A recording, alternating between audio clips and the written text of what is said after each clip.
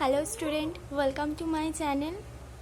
দেখো, আগের দিনে আমি আগের ভিডিওটায় দেখেছিলাম লোকোমোশন অ্যান্ড মুভমেন্ট নিয়ে কিছু প্রথম দিকটা ইন্ট্রোডাক্টরি পার্টটা পড়িয়েছিলাম এবং ফুল কিন্তু এনসিইআরটি বুকটাকে আমরা বেস করি পড়াচ্ছি। ওকে, তো চলো এবার তাহলে কন্টিনিউ করি। আজকে আমাদের মাসেলসের টাইপ এবং স্কেলেটাল মাসেলের স্ট্রাকচার নিয়ে আমরা পড়বো। So locomotion and movement, let's clarify NCERT book by myself Rajyasree Banerjee, MBBS student of BSMC means Bankura Shammalani Medical College. দেখো, আগের যে ভিডিওটা যারা দেখেছে তারা বুঝতে পারছে আমরা এগুলোকে নিয়ে অনেক কিছুই কথা বলেছিলাম। যারা দেখোনি তাদেরকে আমার বলার উদ্দেশ্য যে আগের ভিডিওটা তোমরা দেখে নিও। আমার চ্যানেলে গিয়ে প্লেলিস্ট করে দেবো আমি এই ভিডিওটা দেওয়ার পরে, তো ওখানে কিন্তু তোমরা পেয়ে যাবে। ওটা দেখেই কিন্তু এটা দেখো, তাহলে কিন্তু সুবিধা হবে। তো আমি এগুলো পড়িয়েছিলাম। এখানে হচ্ছে ইম্পর্টেন্ট হচ্ছে কিছু পয়েন্টস আমি দেখিয়েছিলাম, ওই যেটা আগের দিন পড়িয়েছিলাম তার উপরেই বেস করে। চলো তাহলে আজকে আমরা এখানে এইটা পড়ি, ঠিক আছে? তো আমি এখান থেকে পড়াচ্ছি না, কারণ এখানে দেখো একটুখানি মানে বুঝতে অসুবিধা হবে। এটা আমার বই ছিল এবং আমি এইভাবেই লিখে লিখে পড়তাম। আমি তোমাদের দেখিয়ে দেবো এই ছকটা, এখানটা বুঝিয়ে নিয়ে তারপর আমি তোমাদের এই ছকটা দেখিয়ে নেব, ঠিক আছে? তোমরা যদি বুঝতে পারো তো লিখে নিও, নাহলে আমি ছকটাও এক জায়গায় লিখে তোমাদের দেখিয়ে দেবো, ঠিক আছে? তো আমরা তাহলে দেখছি, আমি ডাউনলোড করে নিয়েছি এনসিইআরটি বুকটা এবং সেখান থেকেই আমি তোমাদের বোঝানোর চেষ্টা করছি। দেখো, আমরা পিডিএফটা খুলে ফেলেছি। তো এখানে মাসেল থেকে আমরা শুরু করব। আগেরগুলো কিন্তু আমি পড়িয়ে দিয়েছি। এবার হচ্ছে মাসেলস। তাহলে মাসেলস হচ্ছে আমাদের লোকোমোশন এবং মুভমেন্টে যে আমরা অ্যাক্টিভিটিগুলো করি তাতে কিন্তু আমাদের মাসেলস খুব দরকার হয়। Muscles is a specialized tissue of mesodermal origin. First question কিন্তু এখান থেকে আসতে পারে যে মাসেলস কি অরিজিনে হয়, মেসোডার্ম থেকে হয়। আমরা জানি যে এমব্রায়োনিক স্টেজে কিন্তু আমাদের 3টে লেয়ার থাকে, একটোডার্ম, এন্ডোডার্ম, মেসোডার্ম। তো সেই মেসোডার্ম থেকে কিন্তু মাসেলস হয়, ঠিক আছে? তাহলে muscles is a specialized tissue, এটা কিন্তু খুব specialized tissue of mesodermal origin, অর্থাৎ মেসোডার্মাল থেকে মাসেলস তৈরি হয়। About 40 to 50% of the body weight of a human adult is contributed by muscles. অর্থাৎ আমাদের বডি যে ওয়েটটা থাকে তার কিন্তু 40 থেকে 50% কিন্তু আমাদের মাসেলসের ওয়েটটাই থাকে। অর্থাৎ যদি কোনো হিউম্যানের যদি ওয়েট 100 কেজি হয়, তাহলে কিন্তু তার মাসেলসের ওয়েট হবে 40 থেকে 50 কেজি, ঠিক আছে? বুঝতে পেরেছো আশা করছি। তাহলে কিন্তু এখান থেকেও কোশ্চেন আসতে পারে যে কত পার্সেন্ট আমাদের মাসেলটা কন্ট্রিবিউট করে আমাদের বডি ওয়েটে। সো সেটা আনসার হবে 40 to 50%, 40 to 50%, ঠিক আছে? এবার 3 নম্বর লাইনে যাই। They have special properties like excitability, contractibility, extensibility and elasticity. Special property কী কী থাকে? এক্সাইটেবিলিটি মানে হচ্ছে আমাদের যখন নিউরন এসে এক্সাইটেড করছে তখন কিন্তু সেটা এক্সাইটেড স্টেজে চলে যাচ্ছে। কন্ট্রাক্টিবিলিটি মানে হচ্ছে কন্ট্রাকশন হচ্ছে, এক্সটেন্সিবিলিটি মানে এক্সটেন্স করছে, এবং ইলাস্টিসিটি মানে যেটা হচ্ছে কন্ট্রাকশন এবং রিল্যাক্সেশন করে। তাহলে কিন্তু সবকটা আমরা কিন্তু ক্যারেক্টারই মাসেলসের মধ্যে দেখতে পাচ্ছি: এক্সাইটেবিলিটি, কন্ট্রাক্টিবিলিটি, এক্সটেন্সিবিলিটি অ্যান্ড ইলাস্টিসিটি, ঠিক আছে?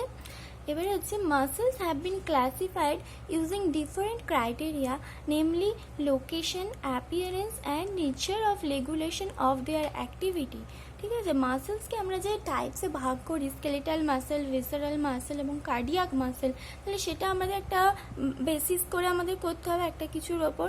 সেটার বেসিসটা কি হচ্ছে? তাদের লোকেশনটা কোথায়, অর্থাৎ তারা কোথায় প্রেজেন্ট থাকে, অ্যাপিয়ারেন্সটা কীরকম, তাদের দেখতে কীরকম, এবং তাদের nature of regulation of their activity, অর্থাৎ তাদের অ্যাক্টিভিটিটাকে রেগুলেট করা যায় কীভাবে, অর্থাৎ আমরা নিজে থেকে তাকে রেগুলেট করতে পারি, মানে তারা ভলেন্টারি নাকি ইনভলেন্টারি, এটাই বলতে চেয়েছে। অর্থাৎ আমরা ভলেন্টারিলিভাবে তাকে কন্ট্রোল করতে পারি না।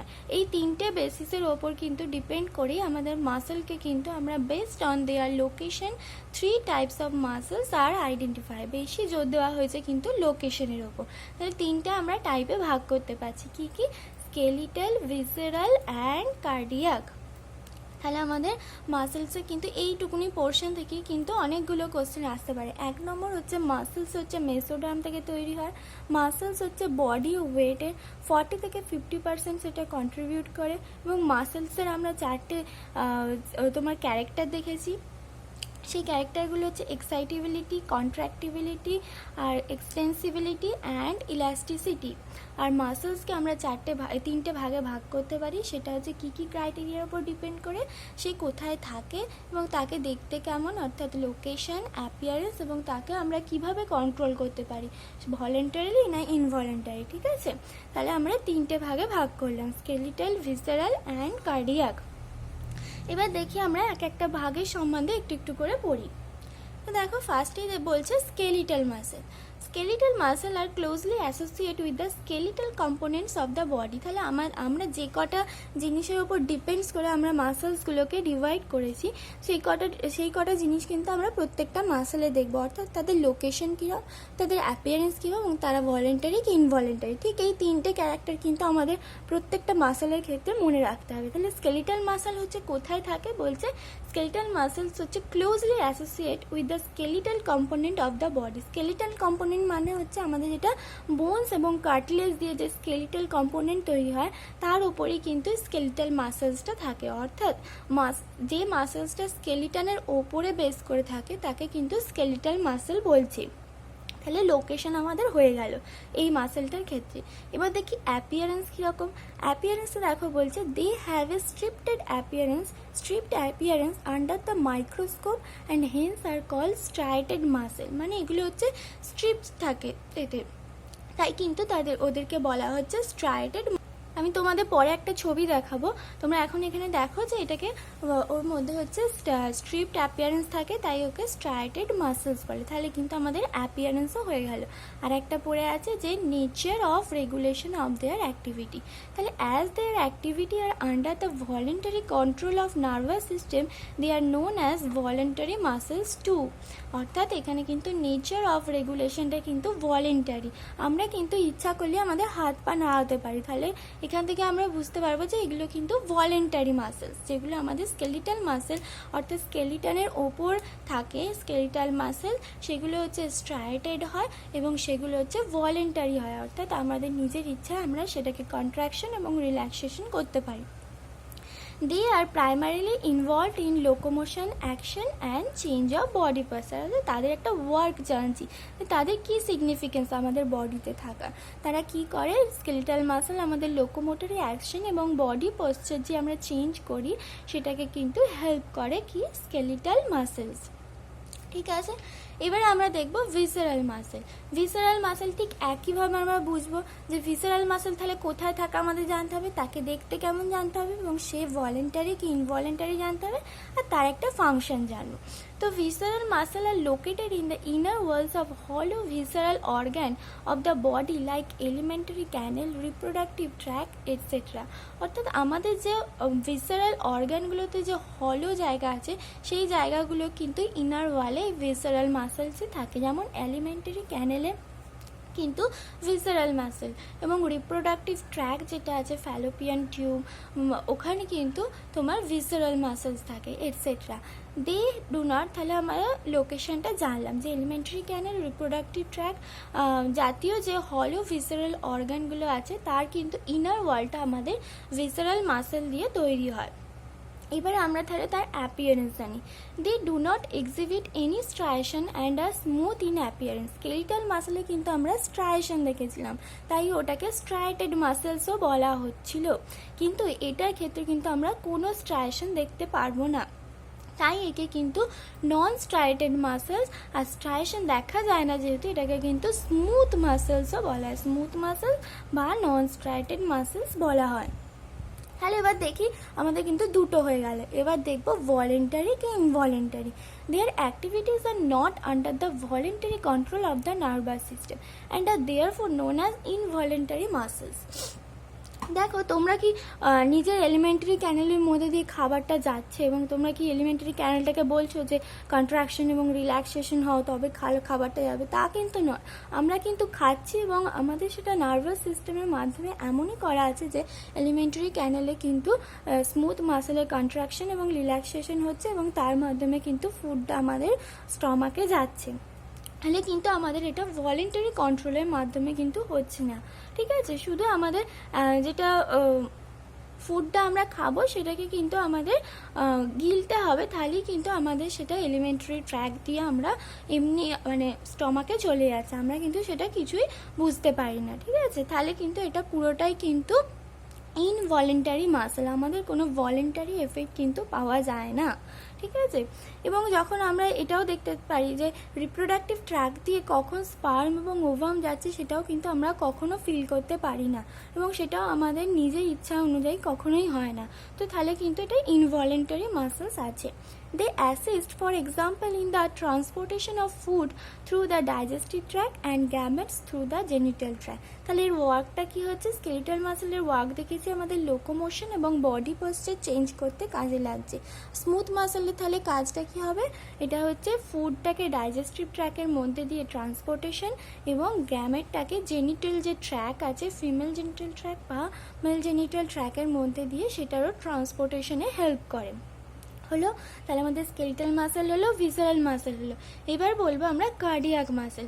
As the name suggest cardiac muscle আমরা কিন্তু নাম থেকেই বুঝতে পারছি যে এটা কিন্তু কার্ডিয়াক মানে হার্টের মাসেলে থাকে। তাহলে cardiac muscles are the muscles of the heart, তাহলে কিন্তু এটা মনেই রাখতে হবে না। দেখো কার্ডিয়াক মাসেলের পজিশন কোথায়, ওটা হচ্ছে হার্টে থাকে এবং তার অ্যাপিয়ারেন্স কি, many cardiac muscle cells assembles in a branching pattern to form a cardiac muscle. তাহলে হচ্ছে কার্ডিয়াক সেলস অনেকগুলোকে নিয়ে কিন্তু ব্রাঞ্চিং প্যাটার্ন তৈরি করে। আমি ছবি যেটা দেখাচ্ছি আমি এক্ষুনি দেখাচ্ছি, তো সেটাতে কিন্তু সেটা দেখলেই বুঝতে পারবে কার্ডিয়াক সেলসে কিন্তু ব্রাঞ্চিং প্যাটার্ন থাকে এবং সেইভাবে কিন্তু তারা একে অপরের সাথে যুক্ত হয়ে কিন্তু কার্ডিয়াক মাসেলসটাকে তৈরি করে বেসড অন অ্যাপিয়ারেন্স। এবং অ্যাপিয়ারেন্সটা আমরা দেখি কার্ডিয়াক মাসেলস আর স্ট্রাইটেড, এটাও কিন্তু আবার স্ট্রাইটেড। তাহলে নন স্ট্রাইটেড খালি হলো স্মুথ মাসেল বা ভিসারাল মাসেল যেটা, আর স্ট্রাইটেড এর মধ্যে আমাদের স্কেলেটাল মাসেলও পড়ছে, কার্ডিয়াক মাসেলও পড়ছে। দে আর ইনভলেন্টারি ইন নেচার। আমরাও কিন্তু হার্টটাকে নিজের ইচ্ছা মতো কন্ট্রোল করতে পারি না, হার্ট কিন্তু নিজের মতোই চলে। আমরা যে বলবো তুমি থেমে যাও, তাহলে কিন্তু থামবে না হার্টটা, বা চলো বললেও চলবে না, যদি তার ইচ্ছা হয় চলবে, না ইচ্ছা হলে থেমে যাবে।